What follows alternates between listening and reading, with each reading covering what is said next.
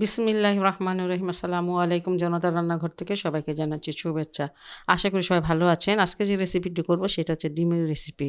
Unique একটা recipe করার চেষ্টা করব। যাই হোক, সেজন্য আমি এখানে নিয়েছি 2টার মতন টমেটো কুচি করে এইভাবে কেটে নিয়েছি।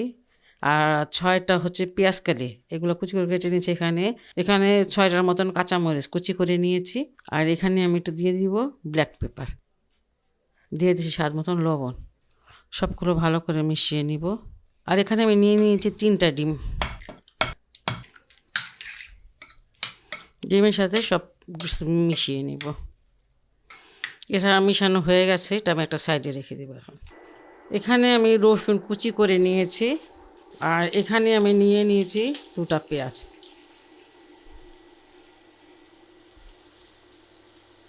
এখানে আধা চামচের মতন আদা রসুনের পেস্টটা আছে, সেটা দিয়ে দিলাম। যেহেতু আমি রসুন দিয়েছি সেজন্য একটু আদা রসুনের পেস্টটা কম দিলাম। এটাকে আর ভাজবো না। এখানে আমি নিয়েছি 2টা আলু, এইভাবে কেটে নিয়েছি কিউব কিউব করে।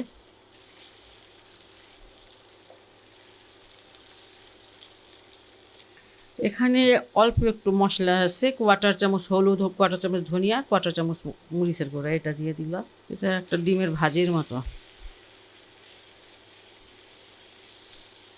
আমি ডিমে লবণ দিয়েছি, আলুতে দেই নাই। আলুতে একটু লবণ দিয়ে দিব। আলুগুলো একটু ভাজা ভাজা করে নিতে হবে।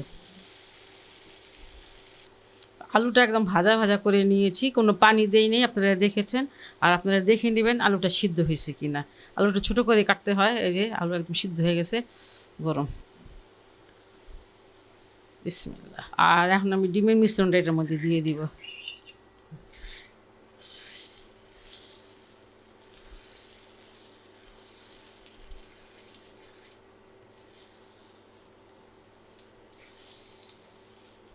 এখানে 1/2 চামচ জিরার গুঁড়া, ভাজা জিরার গুঁড়া, সেটা দিয়ে দিচ্ছি।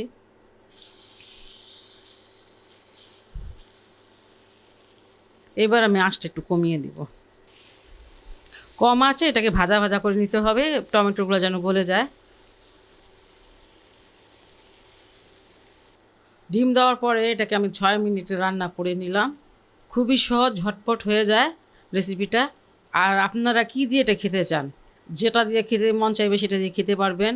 ভাত, রুটি, পরোটা, যা দিয়ে মন চায় এটা কিন্তু খাওয়া যাবে। আর এটা নতুন আলু, টমেটোর, পেঁয়াজকালি, সব শীতের সবজি, সেটা দিয়ে করলাম। যাই হোক, যদি ভালো লাগে তাহলে বাসা অবশ্যই ট্রাই করবেন এবং চ্যানেলকে অবশ্যই লাইক, কমেন্ট, সাবস্ক্রাইব করবেন। আল্লাহ সবাইকে ভালো রাখুক, সুস্থ রাখুক, নিরাপদে রাখুক, এই দোয়া করি। আল্লাহ হাফেজ।